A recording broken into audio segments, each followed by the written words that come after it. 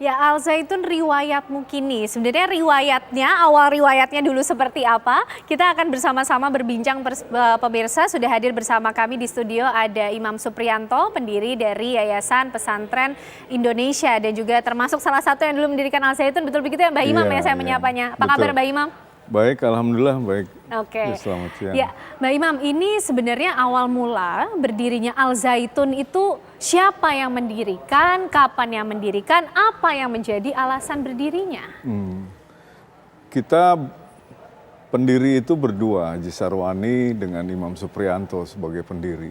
Oke. Nah, kemudian alasan kita, ya kita kepengen punya kader yang mumpuni, dididik melalui pendidikan formal gitu. Nanti hasilnya itu dapat bergaul dengan lingkungan formal, pergaulan baik di dalam negeri maupun di luar negeri gitu. Oke. Iya. Itu di tahun 94? 94 Juli 94. Juli 94. Iya, Juli 94. Oke, yang menjadi semangatnya dan memang konsepnya memang membuat satu lembaga pendidikan Kaderisasi seperti melalui pendidikan formal. Oke, melalui gitu. pendidikan formal dengan Iya. konsep dengan basis agama. Iya, pesantren. Kita memang pesantren. Jadi formal semua, izinnya formal, sekolahnya formal, kurikulumnya formal begitu. Kita awalnya itu berafiliasi kepada kurikulum Gontor. Karena yang kita lihat alumni Gontor itu kan mumpuni gitu. Contohnya Pak Nurholis Majid, Pak Maftuh Basuni gitu. Di samping itu ada juga yang ya seperti Ustadz Abu Bakar Basir juga alumni Gontor gitu. Tapi kita lihat ya disebut pesantren modern cukup berhasil lah Gontor, seperti Pak Din Samsudin, MH Ainun Najib gitu. Oke. Kita kepengen juga gitu. Dan pada awal berdirinya ini dari mana kemudian dana yang didapatkan dan memang sudah sebesar itu ya mendapatkan lokasinya ya Mbak Imam pada saat itu? Kan Iya. cukup sangat luas kalau saya lihat ya, saya baca juga. Betul. Ya waktu itu konsep ini kita ceritakan kepada, kebetulan kan saya basicnya itu pengusaha beras gitu di Subang itu. Jadi relasi-relasi itu kita ceritakan lah. Kita ceritakan, kemudian mereka memberikan sejumlah dana. Ada yang, kan dulu lahan itu murah di sana. Per hektar itu 15 juta. Atau semeter itu 1.500. Itu lebih mahal rokok gudang garam filter ketimbang harga per meter tanah gitu. Iya. Oke, nah tapi pada akhirnya mungkin singkat cerita, Iya. sampai ada sosok Panji Gumilang. Betul. Yang saat ini beberapa ajarannya, beberapa tindakannya ini menimbulkan kontroversi, menimbulkan polemik di tengah masyarakat. Ini ceritanya gimana Mbak Imam? Iya, Panji Gumilang itu kan dulu teman usaha dagang beras. Beliau juga dagang beras juga gitu, dibawa ke Jakarta beli beras. Saya kan di Subang dulu, Subang beli beras. Akhirnya kan dari interaksi itu ya bicara-bicara lah. Nah, saya pikir ini sosok bisa untuk diajak untuk mengembangkan pesantren kita ini gitu. Oleh karenanya di tahun 2005 itu kita menambah personil badan pendiri. Yang pada waktu itu saya tinggal sendiri karena Pak Sarwani kan sakit, bahkan terus meninggal. Akhirnya kita berdua dengan Pak Panji, saya dengan Pak Panji konsultasi kepada Bu I Rokaya sebagai notaris. Ini Bu, kami mau menambah personil pendiri, bagaimana? Dan sekaligus kita akan menyesuaikan undang-undang yang baru ya, tahun 2005. Oh ya bisa, terus disampaikan lah oleh Bu I.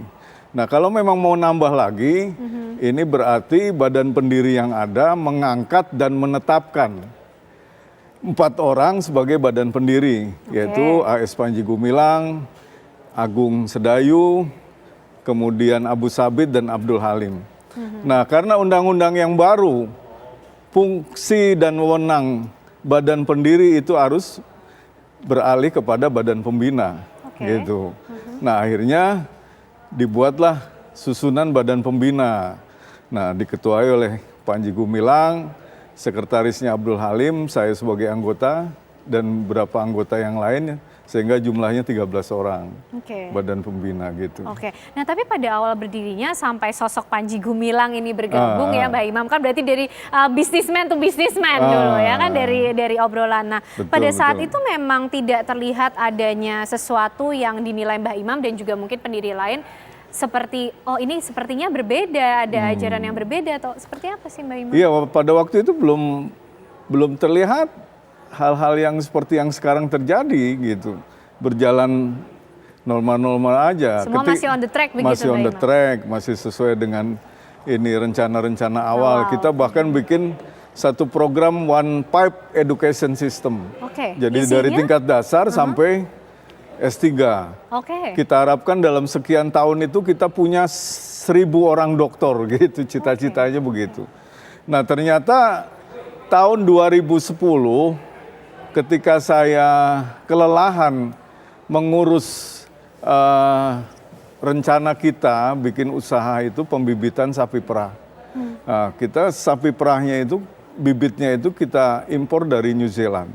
Nah itu artinya sekian waktu itu ngurus impor, perizinan dan sebagainya, saya kelelahan. Akhirnya saya kena asam lambung, saya istirahat di rumah beberapa saat. Nah, tiba-tiba saya dibel oleh staf notaris. Pak Haji, kenapa mengundurkan diri dari yayasan? Loh, kata siapa? Ini kemarin kita habis membuat notulen rapat katanya. Kebetulan kan notarisnya sudah beralih ke anaknya, Mas Tommy, gitu kan. Akhirnya ya udah besok pagi saya datang ke kantor notaris. Setelah saya datang, Mas Dedi sodorkan ini buktinya, ada tanda tangan di situ. Padahal saya tidak pernah melakukan tanda tangan gitu. Jadi ada rekayasa seolah-olah ada rapat Badan Pembina, seolah-olah saya menyatakan pengunduran diri dan saya menandatangani dokumen. Itu mulai 2010. Akhirnya saya mulai mempermasalahkan gitu kan. Mempertanyakan juga mempertanyakan, tapi jawabannya tidak pernah memuaskan gitu. Apa yang disampaikan Mbak Imam jawabannya? Ya saya bilang, lah saya kan Badan Pembina itu kan tidak wajib ngantor, saya bilang gitu. Nah terus ada rapat kenapa nggak pernah ngundang? Saya nggak ditelepon, nggak apa gitu. Ya bilangnya waktu itu udah katanya, udah aja. Abdul Halim yang bilang katanya sudah diundang. Akhirnya ya saya teruskan masalah ini ke Mabes Polri. Jadi udah masuk ranah pidana akhirnya. Menarik Mbak Imam, kita masih ingin tahu cerita sebenarnya bagaimana berdirinya Al Zaitun sampai sekarang yang juga mendapatkan perhatian banyak masyarakat mengenai apa yang dilakukan di dalamnya. Tapi usai jeda pemirsa, kami masih akan kembali untuk Anda. Ya, Anda masih bersama kami di Apa Kabar Indonesia Siang. Pemirsa, kami akan ajak Anda kembali berbincang dengan Mbah Imam yang juga menjadi salah satu pendiri dari Pondok Pesantren Al Zaitun. Mbah Imam, ini kan berlangsungnya atau berjalannya Al Zaitun ada kontroversinya. Tapi nanti dulu Mbak Imam diceritakannya. Kita akan coba cek dulu di lapangan kondisinya di Indramayu, Jawa Barat. Ada rekan kami di sana yang akan mengabarkannya untuk Anda pemirsa. Bagaimana kondisi terkini di sekitar Ponpes Al Zaitun, masih adakah kemudian aktivitas yang terlihat di sana? Ya baik, Ken Ane, dikabarkan memang pagi ini pihak dari MUI Jabar maupun pusat mendatangi Pondok Pesantren Mahad Al Zaitun. Namun kami tunggu hingga dari pagi hingga siang ini belum ada kedatangan para rombongan MUI. Nampak terlihat saat ini memang kondisi Pondok Pesantren Mahad Al Zaitun ini terlihat normal seperti biasa. Hilir mudik para karyawan memasuki pondok pesantren ini terus berjalan. Namun di sini memang sedikit terlihat berbeda karena pondok pesantren ini semenjak di demo oleh ratusan warga, terlihat pagar berduri ini masih dipasang dan juga mendapatkan pengamanan lebih ekstra dari security pondok pesantren Mahad Al Zaitun. Ya, Kenane. Opi, pukul berapa rencananya pihak MUI diinformasikan akan datang ke lokasi? Baik, dikabarkan hari ini, tepatnya jam 7 pagi, pihak dari MUI baik dari pusat, Jabar maupun Indramayu mendatangi Pondok Pesantren Mahat Al Zaitun. Namun hingga saat ini kami bersama awak media lainnya masih menunggu kedatangan para rombongan ini yang hingga saat ini belum kunjung datang. Oke, baik Opi, kita nanti masih menantikan bagaimana kira-kira kedatangan dari MUI untuk ke Pondok Pesantren Al Zaitun. Terima kasih Opi, informasinya sementara dari Indramayu, Jawa Barat. Ya, Mbak Imam, MUI Jakarta Pusat dan juga daerah ini datang untuk melakukan kajian mungkin ya, melihat sebenarnya apa yang dilakukan di dalam Al Zaitun, karena yang diajarkan nampaknya oleh Panji Gumilang ini menimbulkan kontroversi di tengah masyarakat, Mbak Imam. Gimana Mbak Imam? Ya, memang MUI Pusat ini saya pikir ya baguslah tindakannya, cepat. Jadi cuma kan masalahnya MUI Pusat dan juga TV One itu dianggap musuh oleh Panji Gumilang. Jadi akan sulit begitu nampaknya perjalanan untuk bisa mencari tahu apa yang terjadi di dalam Al Zaitun. Kelihatannya seperti itu. Kemarin malam saya ketemu dengan ketua fatwa. Beliau itu masuk tanpa sepengetahuan Panji Gumilang, mungkin ada agennya di dalam kali gitu. Jadi nggak tahu saya alergi Panji Gumilang kepada MUI dan TV One. Tapi mungkin setahu Mbak Imam juga yang terjadi di Al Zaitun dan yang diajarkan oleh Panji Gumilang, kalau kita bisa katakan yang ada unsur Israel atau Yahudi mungkin di dalamnya begitu, yang tidak lazim begitu ya Mbak Imam dilakukan di lingkungan pondok pesantren. Ini sebenarnya dari dulu Mbak Imam mengenal Panji Gumilang memang terlihat mengenai hal-hal ini. Mbak Imam. Belum ada, dia dulu ya kita itu lurus-lurus saja. Setelah kejadian 2015 yang dia dipidanakan, dia menjalankan hukuman gitu. Setelah itu dia keluar, mulailah yang aneh-aneh itu terjadi gitu kan. Dan tentang hubungan dengan Israel, saya sudah sampaikan semalam di catatan demokrasi itu bahwa dia ingin mencari simpati dari negara Israel. Dia kepengen menjalin hubungan. Bahkan dia sudah komunikasi dengan salah seorang entah direktur atau apa istilahnya, sudah komunikasi sekolah di sana itu. Dia ingin berkunjung ke Tel Aviv gitu. Mungkin dari sekolah itu nanti dipublish atau diperkenalkan kepada orang pemerintahan atau bagaimana itu mungkin terjadi apa. Karena dia ini kan punya adik yang namanya MYR Agung Sidayu. Itu Interpol, agen di BIN bagian Interpol. Jadi memang orangnya pinter, cerdas, tapi ya itu sering nakal-nakal begitulah. Nakal-nakal ini tujuannya maksudnya seperti apa Mbak Imam? Ya contohnya dulu pakai uang 1,9 miliar kalau nggak salah, itu nggak dikembalikan lagi ke kita, ke pesantren, uang pesantren dipakai. Nah sekarang dia kaya raya itu, mobilnya aja Jaguar, rumahnya aja ada di mana itu, Lipo Karawat, dan sebagainya gitu. Nah dia ini mungkin melihat, udah kalau sekarang di Al Zaitun kesulitan uang, tidak bisa membayar cicilan dan sebagainya, yang jatuh tempo dan sebagainya, yang sudah masuk sesi, yang harus dilelang. Udah Mas, mungkin gitu cerita ke kakaknya, kita minta aja ke Israel gitu, mungkin kayak gitu. Jadi tujuannya untuk pencarian cari dana duit aja, gitu. Cari duit, tujuan duit aja.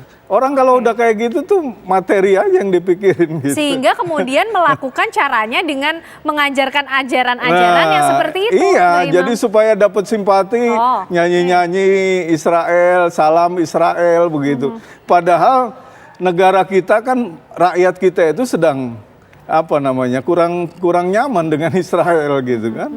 Gitu Mbak. Jadi Mbak Ima menilai apa yang dilakukan Panji Gumilang ini tidak lebih dari sekedar untuk mencari uang, menarik simpati investor lain. Betul, begitu ya Mbak investor Imam, lain gitu.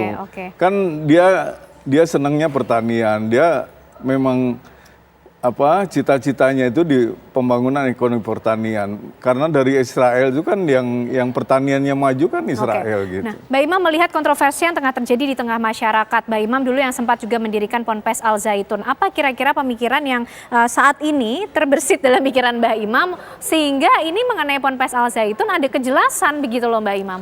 Ya sekarang kalau memang apa yang dilakukan Panji Gumilang ini ada ranah hukumnya, baik itu pidana ataupun perdata ataupun hukum politik, itu diambil tindakan. Kalau saya masih ada celah yang bisa saya nanti masuki atau saya akan tuntut lagi karena saya belum selesai dengan masalah tersebut tadi. Dengan masalah tersebut tadi. Besok saya akan diskusi dengan Bang Egy. Bagaimana? Karena Bang Egy sudah mau bantu saya gitu. Jadi dilanjutkan saja begitu kajiannya apa yang terjadi di Ponpes Al Zaitun. Iya harus dilanjutkan dan Panji Gumilang nggak boleh mimpin pesantren lagi. Nah, nanti bahaya karena orang kalau sudah seumur segitu kelakuannya begitu nggak akan sembuh.